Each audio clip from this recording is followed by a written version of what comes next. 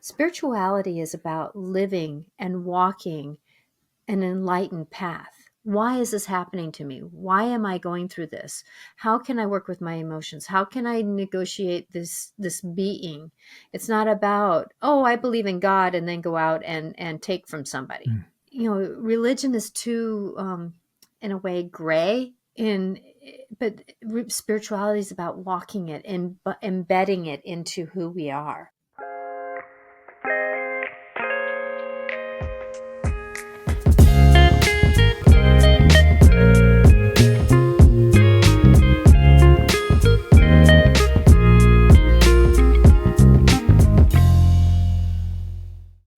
Welcome to the show, Natasha. Thank you for coming on.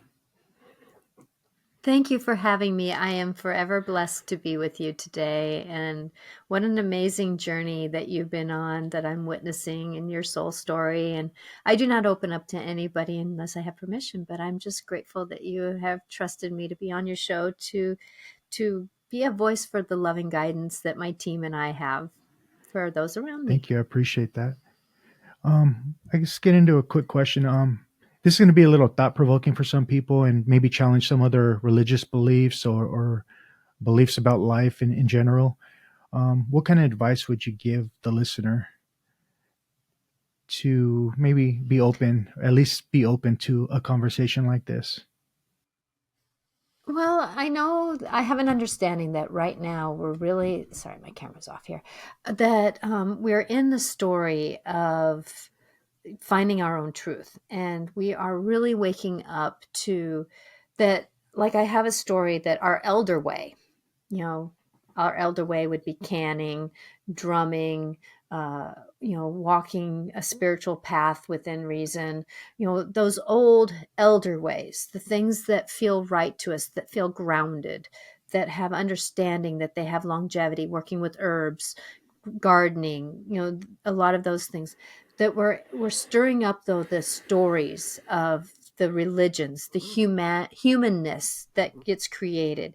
Why do some religions believe this when others don't, even though they're of the same the same, like, why do some Catholics believe this and some don't? Why do, and I'm not trying to say anything's good or bad. I'm just saying, though, that there's a lot of humanity that has been put into religions and been put into our stories. And when we are in that negotiation, that it's time to wake up those truths to see if they're ours.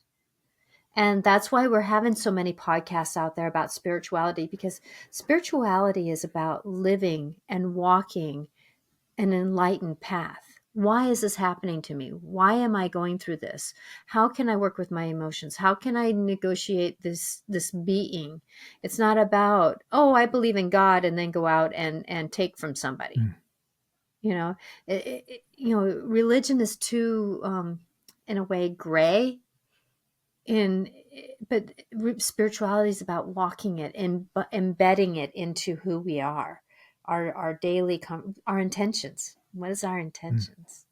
And so that's where I'm giving people guidance on how to negotiate growing out of our old stories that don't quite fit us anymore. And my love goes to those that have very cultural um, limitations because of story.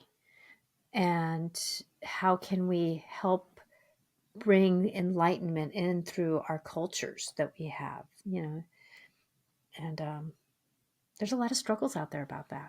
That's what inspired me to get this going. I really felt inspired to, it's hard to not have an awakening and want to make change. I always say an unconscious person, me, when I was really in an unconscious state, is easily changed and influenced by the world, but an awakened individual becomes the change for the world. And it's hard for me not to look at the Mm-hmm. suffering, not want to be helpful. So that's one of the main purposes of this podcast, is to help create change. And it starts with maybe changing our perception in some kind of way, in a more loving way, more unity aspect. It is, and that's the only way we can shift up, is to get different perceptions, and through those different perceptions see what feels Mm. right for us to hold on to. because we are human and we're going to all have different truths. But I have an understanding that the truth with capital letters is divine love. It's not human love. It's that divine love. It's the love that you see in a rainbow, or a teardrop after it rains on the edge of a leaf, or, you know, or a dog looking at you with just total like, thank you. you you know? So know, it's an interesting place. there's a Okay. saying, we're not we're not human beings having a spiritual experience. We're spiritual beings having a human experience. And I feel like that's what this whole conversation is basically going to be about.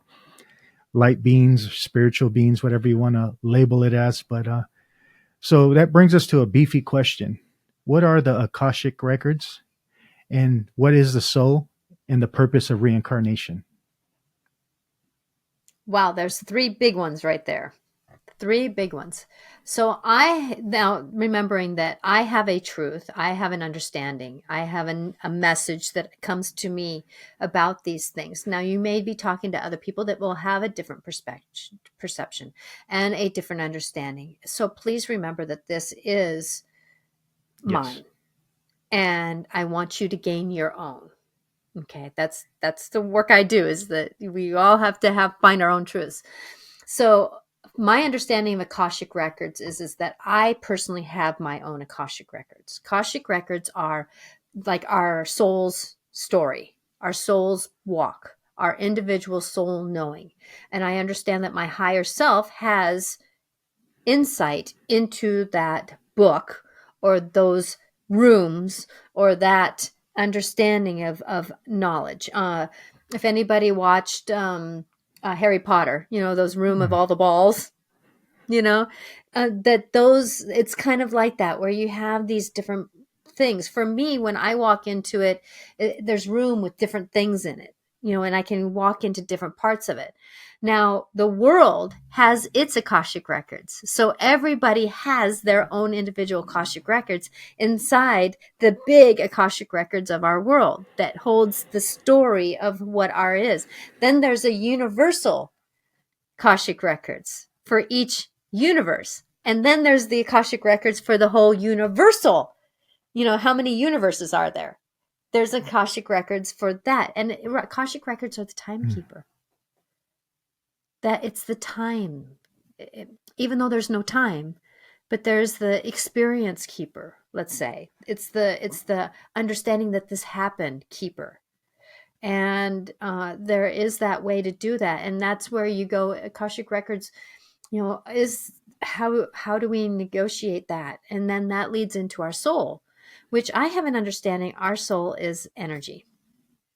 It's light. It comes from, it's multicolored. It's an energy of abundance. It's unlimited. And I also have an understanding, if you talk to Archangel Michael, how many people work with Archangel Michael?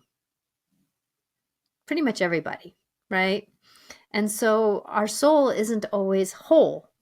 Our soul can be just as, I don't want to call it fragmented, because then that means we're separate. But it's doing different jobs. It's doing different things. It's kind of like when we have our phone, and we're going to text somebody, but we're going to text 5 people, right? Well, that message can go out to 5 different people. So when we're with our team, the people would want to call it heaven. I call it just the place of light, right? That is right next to us. That it that text can go to where I have a part of me that's up or is with light, and then that text goes to all those different souls that Mm. I am, and different dimensions that I'm working in, all the different past lives, all the different knowings, and all. And it's interesting because our soul is not necessarily ever separate, but it's doing different jobs. It's doing different knowings. It's getting different experiences. And the thing that I have really practiced is that even though we're in like the matrix or a hologram or whatever people want to believe in, it always comes down to, what am I doing? And right now I'm having a podcast with you, Mm. Boo Boo.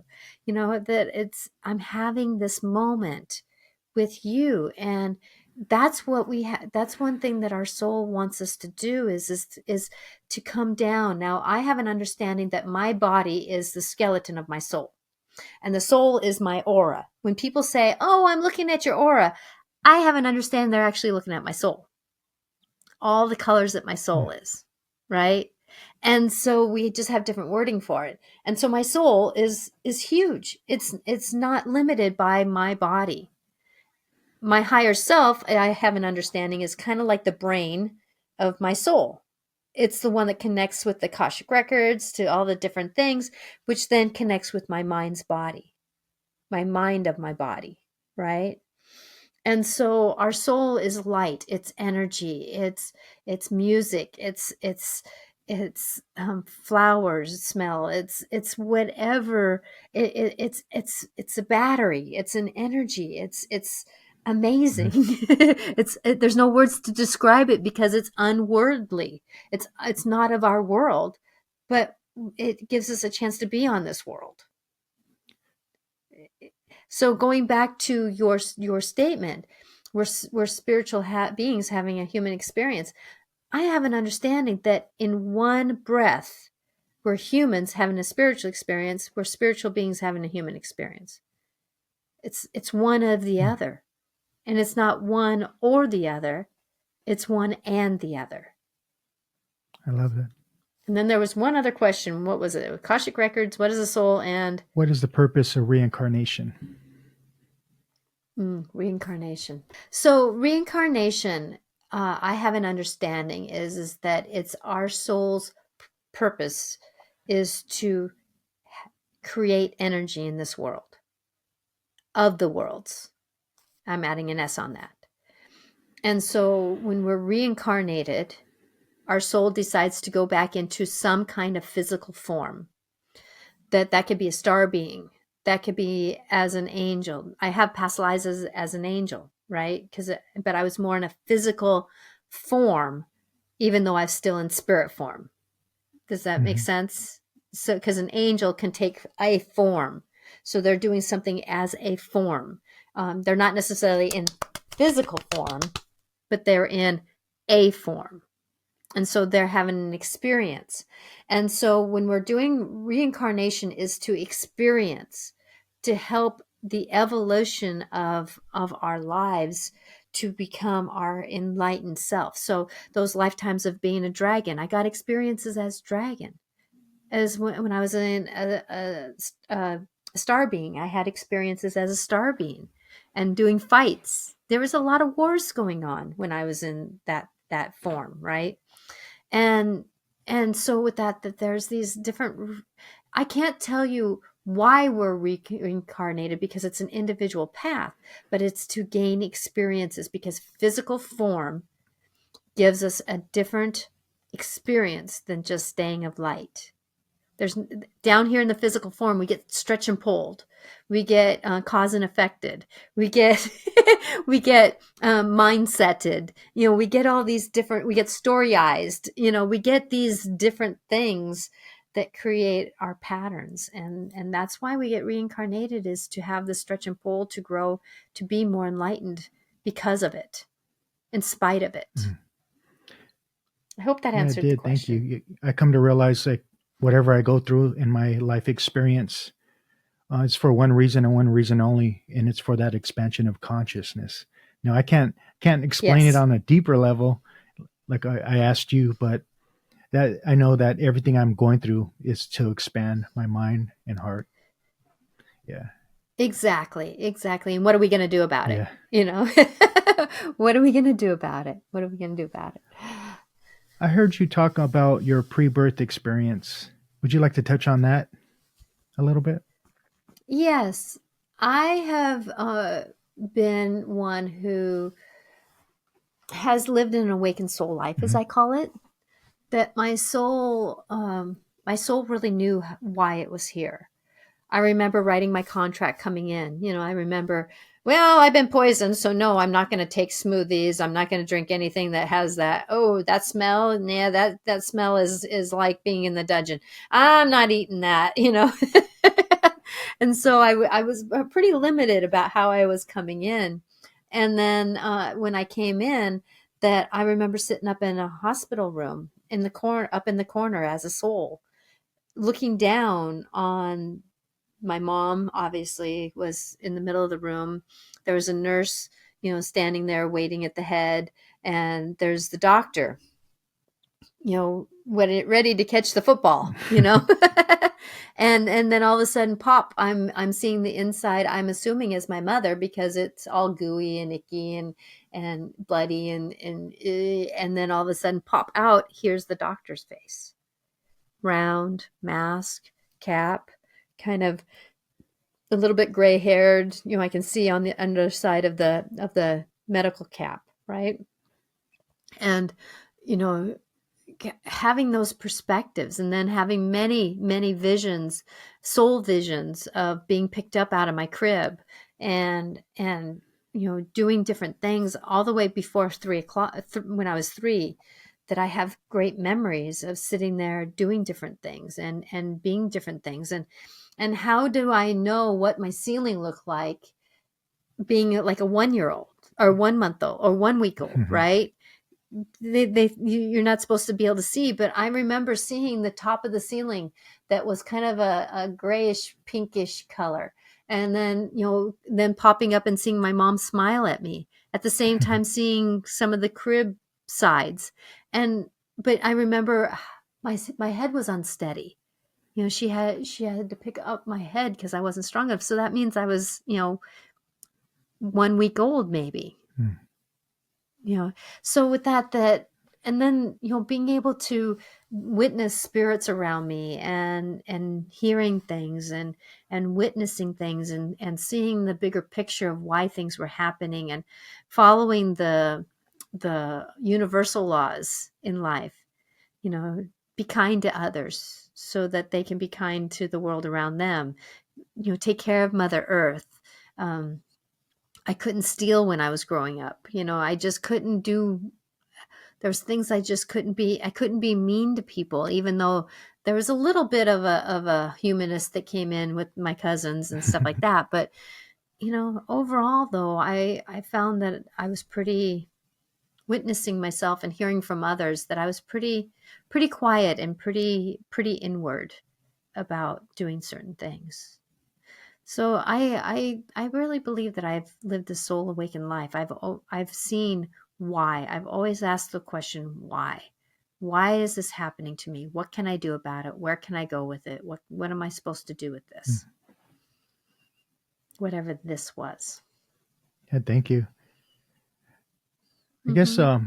another question I would have is what's your worldview look like with this remembrance and knowing that we're all one? How does it look in your daily life?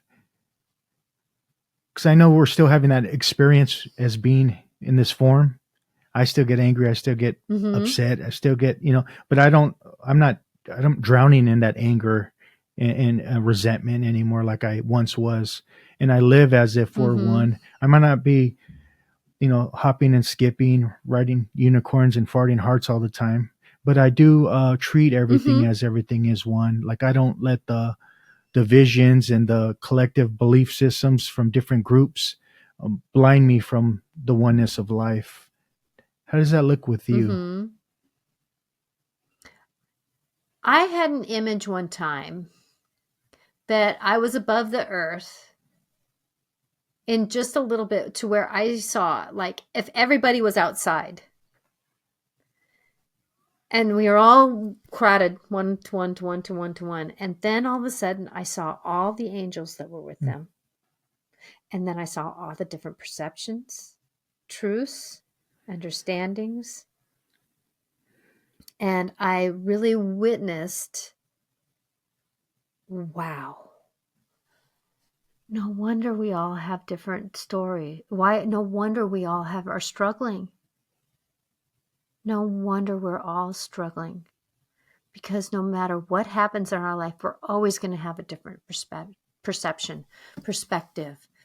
We're all going to have a different knowing of what is our truth. We're all going to have, we can all hear the same conversation. And if there's 3 people sitting in the same room hearing the same conversation, they're all going to hear something different, even though they're in the same space and time, because we all have our own understandings. And that's when I was like, wow, no wonder we're feeling so limited, at the same time so empowered. And then you take that down to, we're hearing that there's this evolution of our world. Well, we're only as strong as our weakest link, right? That's a statement, right? But we can all evolve in our own way. We can all find our own calling, which actually helps the bigger picture all evolve. But it takes a journey. It takes the journey of figuring that out. And that's part of the human experience. We've been on this enlightened path since the caveman time, before time. We've been on this enlightened path. We're on a quicker path now about it, but it's a journey. It's a journey. We have better understandings about spirituality than we used to in the caveman time. But yet at the same time, though, we also have much more truths. It's a more complicated world because we have so many truths, and we're not discerning what is our own individual truth. We are looking for other people to give our answers for us, and we can't. We have to come back to what is our truth. What feels right for us in our core, not in our mind, but in our core. And even if that means going against the naysayers in our lives, the people who say, well, we can't do that. Our religion doesn't allow us. Our religion doesn't allow us. But isn't religion supposed to be about light, love, and openness? Right. Wow. Isn't that a time to kind of look at what is our truth? Thank you. Mm-hmm. Another thing that pops up is past lives. A question I have on past lives is, can we bring in baggage from the past, from a past life over to this life, and how do we heal from it? Yes, we can definitely carry baggage from a past life. I have the statement, I don't judge, because if I haven't done it in this lifetime, I've done it in others. Because we all have had lifetimes where we've been murderers to saints. We've been kings to peasants. We've been in love with our soulmate to being alone. We've had so many. We've had past lives as dragons and fays and star beings, and we've had past lives to stretch us and pull us. But there's experiences. There's experiences. So I'm going to give you an experience of mine. I remember sitting on the edge of a spaceship out in the middle of space, watching Earth be made. Then there's a vague memory of being pushed off that spaceship out into space. So, in this lifetime, I don't mind heights. I can float around space, no problem. Don't ask me to look over the edge. I do not like looking over the edge. Some people I have witnessed in sessions that, let's say that they were, a lot of us spent a lot of time in the Celtic time of the Druids, and there was a lot of fights with swords and spears, right? And so, like, let's say if you got stabbed, and I've used this experience on Alex's show, a Farrah's show, that if you get stabbed, you can have an ache right here, let's say. And your shoulder just doesn't, and some people even have a birthmark. They can have a birthmark in a certain area. And with that birthmark, then that wherever you got stabbed, that there's things that just don't feel right in this lifetime, you know? But what you can do is you can go in and ask that past life body to be witnessed and be healed and to be in enlightenment. And it is it is a session with somebody, or you can do it yourself. I know I've done it to myself. I've been healing myself. I have great understanding of how to do it. And so going in and doing Reiki on it. You know, Reiki masters can do a lot of healing work on it. Chiropractors can do, you know, but it is a holistic way. Some people even go and get surgery for it. That sometimes fixes it, right? So with that we can carry things from past lives, that trauma. I know that a lot of us sometimes can carry in our DNA, you know, to open up the conversation. I know that was probably going to be one of your questions, but in our DNA that we can carry scenarios. So what our grandfathers and grandmothers and great grandparents and cousins and siblings, you know, all way back. So like, let's say if we've carried, like, let's say back 3 generations, you know, and some people who are dealing with this with slavery, you know, they've got this in their DNA with slavery, or the Native American First Nations, you know, or some of the other cultures that were deemed, even in your culture that you come from, the DNA that comes in through you, you know, that there is this story of shame or guilt or abuse of some sort. Well, back in those times, you couldn't speak of it. You couldn't negotiate it. You couldn't go oh, but I was abused when I was younger and I need to be taken care of now, please. Oh no, it was like, buck up, sister. Something happened to you. Oh, frickin' well, let's get dinner on the table. You know, that's what a lot of our past family members had to do. It was of the time. Grief was a part of the time. You know, you lost people so much that grief was just part of, you know, we talk about grief now and it's as my nephew said, it's a first world nation. You know, it's like, you know, but finally in this generation we're able to deal with emotions. But back then they didn't. So that pain, that ache was set in our DNA, and it changes shame or pain of some sort, emotional, physically, or spiritually, can change your DNA. It can change your DNA. I don't have medical proof for that. I have understanding of this. It can change your DNA. So when you're working with that, now think about that shock moment was changed the DNA. And so then the next generation has that change of, and then is carrying shame, guilt, because it's also cemented in by the language that somebody uses. Let's say that they were raped in a past life and they were shamed and they couldn't deal with it. And so they were angry all the time. So then that anger came in with the next generation. And maybe a little bit of abuse then too, because the person didn't know what to do with it. So they did some form of abuse, and it could be just physical abuse where they spanked them or something, right? And then it comes down into the next generation, and it could be a little bit more pain and ache. And then there's something in their DNA. Maybe they have stomach problems because they're not digesting their life. They may have heart issues because they can't love the way that they want. They might struggle with migraines because they're having problems thinking. And so with that, then that comes down, and then we have these scenarios now, right? So like, let's say my family, my mom had Lou Gehrig's disease. I also believe that you know, they were on the farms up north where there was pesticides in the 40s, 50s, and 60s that was sprayed on the farms that weren't healthy for them, right? And then at the same time, they struggled with they struggled with anxieties and pain and ache and stress, right? And so then you added that on, and then that equaled Lou Gehrig's disease, I believe, for my mom. You know, now what did I do about that?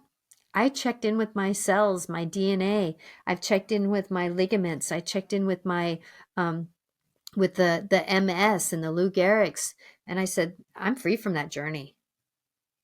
DNA, cells, tissues, whatever is attached, seen and unseen, known and unknown, spoken and unspoken, and believed in and not believed in. Heal me, please. I'm free from that journey. And I held on to that truth. Now, I'm living the years that my mom passed away and my dad passed away. And I'll know this has worked when I'm 100 years old and I'm healthy, right? So with that until I live the years, I don't know if it's worked, but I believe it's worked. I'm believing it's worked. I'm hearing from my team that it's working. Did you change your perception? Is that what happened? A lot of times they say, trauma, like an addiction, for an example, they're linking a trauma with addiction. A lot of modern science, in the old days, they thought it was selfish and self-centered. They also talked about resentment, but if you look at resentment, it means to refill an event that was hurtful, right? It gave displeasure, which it gets stuck in us. And you're saying we can actually bring that over from the past lives, which makes sense because some people come in more prone and more sensitive, ego sensitive to life, and more sensitive towards alcohol and drugs. So that makes a lot of sense. But the beauty of it is we get to change our perception. Bruce Lipton talks about epigenetics a lot. And when we change our perception, we change our gene expression. So we do. And that's the thing is that, like, for me, when I start to shake a little bit or something like that, is it I need to take magnesium? Am I getting a little bit where I need protein? So I have to make sure that my mind doesn't go down the rabbit hole. I have to stop myself from going down the rabbit hole.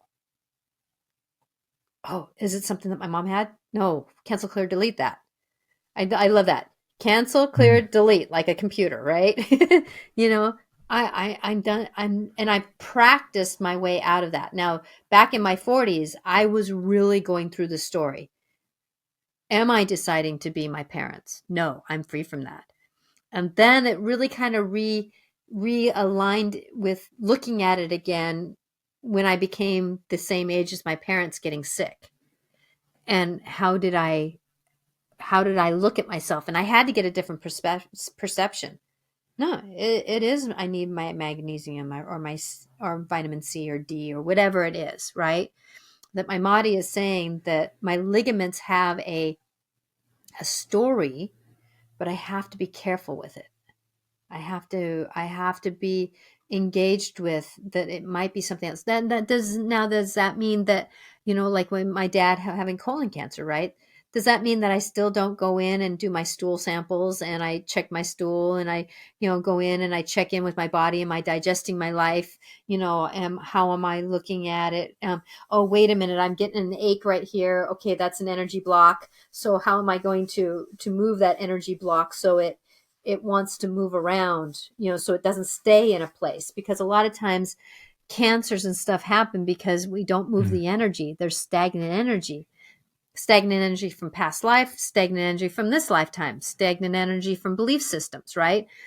And so I really worked on my life, digesting my life. I'm digesting my life. No matter what's happening in my life, I'm digesting my life. I'm digesting my life. That's been a mantra of mine, right? And so going into this, that it does take a lot of conscious knowings, effort to change a story that has been put upon us. Now, that doesn't mean my parents put that on me, but the story of my parents and other people. Hey, don't you want to get a test to see if you have Lou Gehrig's disease? No. Why would I want to do that? Yes, maybe it would tell me I don't. But what happened if it would tell me that I did? I don't want that story. I'm free from that story. And I try to keep my words as positive as I can. I don't have that story, or I am free from that story. I am free from that story. I want to keep it as positive as I can. Joe Dispenza always says our thoughts are the language of the mind and our emotions are the language of the body. And for the longest time, Yes. I wasn't aware of that voice in the head, and I'm an idiot. I'm not good enough. And it all comes from like past stuff, right? And I love how you said your Hmm. parents didn't give you this. You weren't speaking victimese, and I spoke victimese for a very long time. I was a victim of my environment and my upbringing, and until I started to see, oh, okay, I didn't really, it wasn't really my fault in certain experiences I had, or, I just didn't know any better. I didn't know how to communicate. I didn't know how to process things. I didn't know how to cope. I didn't have coping skills. I was stuck in that, as you like to talk about it as well, drama, trauma. And it created a Hmm. lot of drama and suffering, unnecessary suffering in my life. But I needed all that stuff to get to this point. They say in Buddhism, Thich Nhat Hanh, no mud, no lotus. So I realized everything I went through Hmm. was for one reason and one reason only, which I explained earlier, is to expand my mind and my heart, that expansion of consciousness. So, Exactly, exactly. And where um where, I'm not trying to minimize what drama is. Drama is a part of our mhm, life. We have people that are narcissists. We have people that are victimhood. We have people who are into, creating trauma, even though there's no trauma, because if they slow down and relax, they're going to look at their dark side, and they don't want to go into their dark side. So they make everything outside of them uncomfortable so that they can be comfortable. Right. So there's a lot of drama in our lives. And and the only way that drama can grow is if we interact with it. And that's where, for me, now I'm going to say that the reason why my parents didn't put it on me, I was lucky. My dad was a chiropractor since the age I was 3. We moved down back to St. Louis when I was 3 years old. So from basically the age of maybe 7, my dad started his profession as a chiropractor. So in the house, I heard, "Get excited. You're amazing." When I was about 7, 8 years old, he put me in front of the bathroom mirror and said, "It's time for you to say you love yourself." mm, My dad lived, I always said that he had one foot in this world and one foot in the other world. In other words, he was very spiritual, awakened, very intuitive in his life, and being very dyslexic like me. And then at the same time, it was about working through what we had, because he came from drama, he came from trauma, he came from 7 siblings during the depression, or where mom, they weren't born during the depression, but right after. And so there was those scenarios where there, what do we do with it? And he was one of 7 that decided to do something about his life. So I was safe in the home, but not safe out of the home. And so with that I learned what drama was and trauma was outside the home. mm, you know um and so I wanted to kind of explain that a little bit, that why my parents didn't put it on me, because it wasn't for them to put it on me, and I knew somewhere in me that it wasn't going to be my story. But that I do respect the story, though. I do respect the story. And I do honor these feelings of, oh, wait a minute, there's something in my gut that feels off. What can I do about it? There's something in my heart that feels off. What am I going to do about it? There's something off here. What am I going to do about it? There's something off in my mind. So it is being responsible for our lives, taking responsibility for who we are, not putting out on other people. You know, the stories we take on are the ones that we're responsible for. And what can we do about it? Sometimes they're put on us innocently, like you were saying, that until we know better to do better, we stay in victimhood, we stay in story. But sometimes life puts it in front of us that it's like, okay, it's time to work on the story and how to change it. And I had to change my story. My story was dyslexia and how it minimizes me, you know. But then there was a moment in my life where I was grateful that I got triggered to the mantra came to me: how I perceive myself as others perceive mm. me. How I perceive myself is how others perceive me. Isn't that a statement? And I started living it. I perceive myself as a pretty amazing light of this world, perfectly imperfect. I'm perfectly imperfect. Yeah, I come to realize it's so important to work on ourselves. A lot of people I know are so caught up in the system. They need to work to do this. Everyone's on the rat race, don't really have the time to work on themselves. It's so important, so vital. Some Mhm. people don't realize that. But my next question is the soul contract. What's your remembrance on that and the purpose of having that soul contract, like to work on particular things? Well, yeah. So soul contracts, in a basic sense, is what the soul's intention to work on for Mm, this lifetime. And a lot of times it can be very basic. How can you be your light in spite of your world? How can you follow your true calling and gain to that moment? How can you be a community builder? You know, it could be simple and so going back to a statement that you said that sometimes people don't have time to work on themselves. The soul contract is something that makes us work on ourselves mm, and doing it while we're living. Becoming spiritual, becoming more uniquely yourself means that you do it in the times when you're having a fight with someone that you love or don't love. It's how do you have conversations with coworkers when you don't get along? It's how do you become enlightened in the middle of a kid throwing a tantrum at your feet? That's when you're working on your soul contract. To become more enlightened, become who you are, to become your spiritual self, to become, you know, some people it's to have a voice finally. You know, that's their work is to have a voice finally. So sometimes we have soul contracts, let's say to have a voice finally, making it simple here. But they were molested when they were younger. Now, does that contract say that you're going to get molested? No, not mm, always. But what it says is that you're going to go through something to help you to find a voice. Now, what ends up having us go down a deeper rabbit hole is our humanness. There again are stories from our family members that bring in the drama trauma that creates more. Now, I know that there's like a movie out right now about family children trafficking, mhm. right? I'm asking for healing on this because it's beyond words.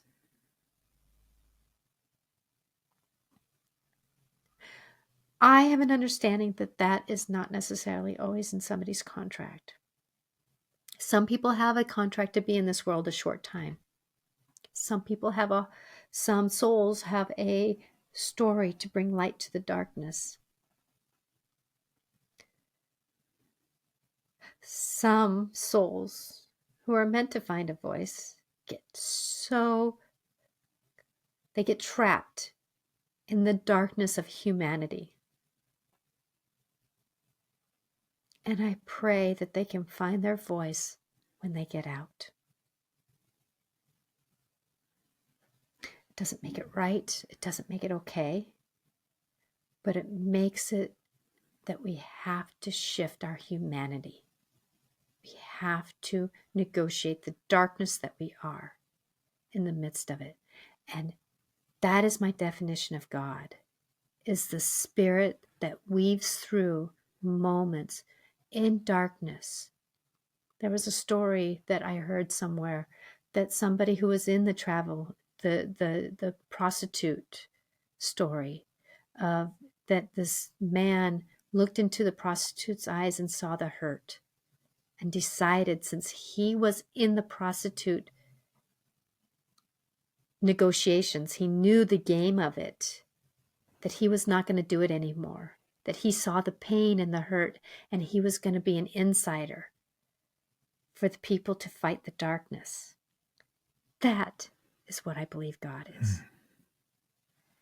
That's what I believe the spirit of the spirit of love is is those touches in the midst of darkness to change something so that light can happen in the midst of darkness. Thank you. So God is not a personality. It's a moment. I love that. And I use the word God because the angels do. And most people do in our culture. Yes, we do. Sometimes that word gets distorted and misused and misunderstood. And exactly. They put a personality to yes. it. So I'm done with that deep conversation, but I had to go there. I had to go there because people wonder why there's so much darkness in this world. And is that a soul contract? No. That is the evil in our humanness that is doing those things. Which sometimes is a soul somebody had to be a devil. Or somebody had to be Hitler, right? Somebody had in their lifetime had to do the work of Hitler. I don't know why. That's beyond my knowing. That's from the higher ups. It's above my pay grade, per se, in this lifetime, is to truly understand why we have so much evil in our lives. What I love, the only way that we what I Go like ahead. about the Gnostic texts, the Gnostic Gospels, they talk a lot about our forgetfulness, which can be the root of evil, the root of ignorance. And we forget who we really are because we put up all these identities. Or like Jesus says, blessed are the pure in heart, for they shall see God.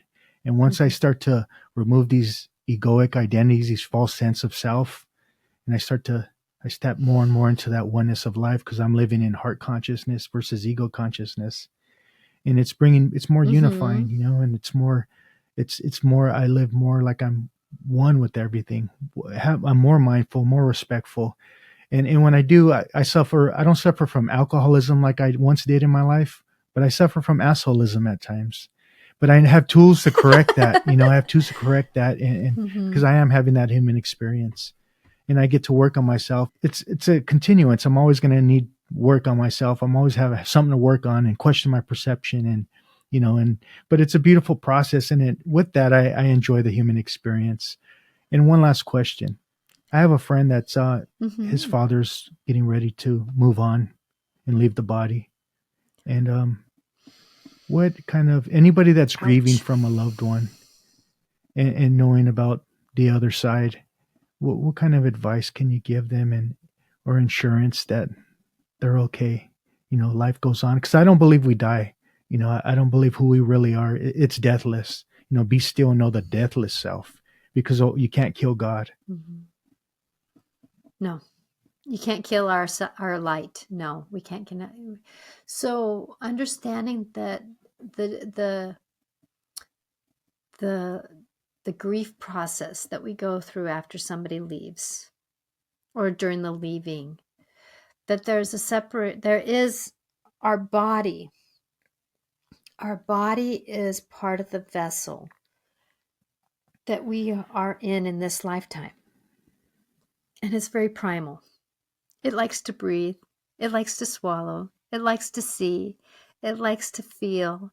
It likes to engage. It likes to taste. It likes to swallow. The eyes like to blink. But the primal passing of the body is not the journey of the soul. The soul is beyond our body. It's bigger than our body. I always picture our body is the skeleton of our soul, because it's bigger. So as we watch somebody leave, please know that they're not limited by what their body's doing its primal dance of shutting down, that our soul is beyond that. And no matter what somebody believes in, no matter what somebody goes through, that there's always angels, loved ones, and support team, I call them, that they get taken and brought to their journey. And each person, each being each light, each soul gets taken care of differently because we're all uniquely individuals. So someone who commits suicide, let's say, they get taken care of in a special way. They get taken with love and compassion and, oh gosh, if I can explain the gentleness that is given to them, my words can't describe it. If someone goes and they are very spiritual, like my dad, like I said, he had one foot in this world and one foot in the other, right? That he just walked in. Hey, I'm here. Celebration. I'm home, right? He is actually, I had, my dad passed away 6 weeks before my first child was born. So they had compassion. They had communion together. They were talking left, right, and center. My mom, when she passed, she was a little bit more earthbound than my dad. And so she had a little bit of different help. She had a little bit more compassion with them. Mom, dad, you know, giving her a little bit more understanding, but everybody goes to light and love. Even Hitler went to light and love. Went to some other place to give them the bigger understanding of why they had that lifetime like that. But they went to light and love. So, is there a hell? I can't say that there's a hell. I can say that there's darkness and they go to a certain place. I've dealt with devilish beings that were dark and they went down into a certain place. But I wouldn't call it hell. Everybody goes to light that I have witnessed. But they're all an individual journey on how and who meets them. And it's always with love, and it's always with guidance, and it's always with compassion. So please know that as you go through the grief process, it's a journey. There's a lot of anger, frustration, and misunderstandings, dealing with family members who don't understand what they're going through. Sometimes the grief process is one of the worst things that a family can go through because not everybody's at their best. But remembering that you are loved, there's angels with you, and you're being taken care of. Thank you. And love yourself through it. I've come to realize that, going through those horrific moments or, hurtful moments, grieving has taught me in the past that I love. I still have the ability to love very well. And it all goes back to love. So thank you for that.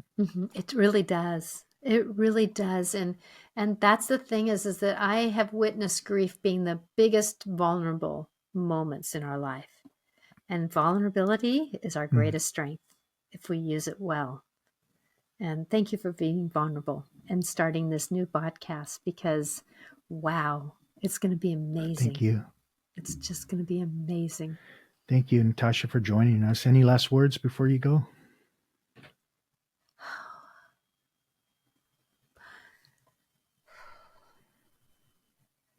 Please remember that our emotions, our body, our mind, and its limitations of what it knows, and our stories are all part of the journey to become who we are. And to understand that the spiritual growth that we're all going through is part of using it in the trenches, using it when we're down that rabbit hole, using it when we are seeing the rainbow, seeing the deer, seeing whatever. It's about being with it in the pluses and in the negatives, if you perceive negatives as negatives. Practice being you while you're going through your life, because life is about loving and stretching and pulling it. And I know for me, I had to practice loving my body one time when I was so depressed and so angry about life that I had to start with my pinky toe. I'm going to love you. Thank you for balancing me. I know that you're pretty simple and people think that you're not important, but actually, I notice how much you do balance me. So I appreciate you. Thank you. Find something to help you negotiate your story, negotiate who you are. And please don't do it alone if you can. If you need help, reach out. There's a lot of podcasts out there right now. There's a lot of perspectives that will help you find your truth that you're meant to walk for your understanding. And blessings on that journey. How could people reach you? You can reach me at angelicclarifications.com. You can look up anywhere Natasha Venter, and a lot of my social media is Natasha Venter AC, Angelic Clarifications. So that's my YouTube channel, Instagram, and X, and LinkedIn, and Facebook. I think that, and TikTok. I do private sessions, and I do a podcast once a week, Wednesdays at 4 o'clock Pacific time. And it's under a new name now. It's Every Day with an Angel. So I am doing that podcast. And so since I'm doing a podcast once a week, 4 o'clock, Wednesdays at 4 o'clock Pacific time on YouTube and Facebook, that I am doing mini podcasts, short videos on day to day, where it's just short little recorded videos, Every Day with an Angel podcast shorts. And it's just information and supporting little messages of light and love to be able to walk this life. So that's how you can reach me, is on most social medias, Natasha Venter AC. Thank you. And thank you for coming on. I appreciate you. Oh, I appreciate you. Oh my gosh, Boo Boo, you are, I'm witnessing you as just an amazing lotus flower that has come out of the mud and is blooming and being as bright as this flower can be. So thank you for being a beautiful flower. Thank you. Take care. Talk soon. You Bye-bye. too. Bye now.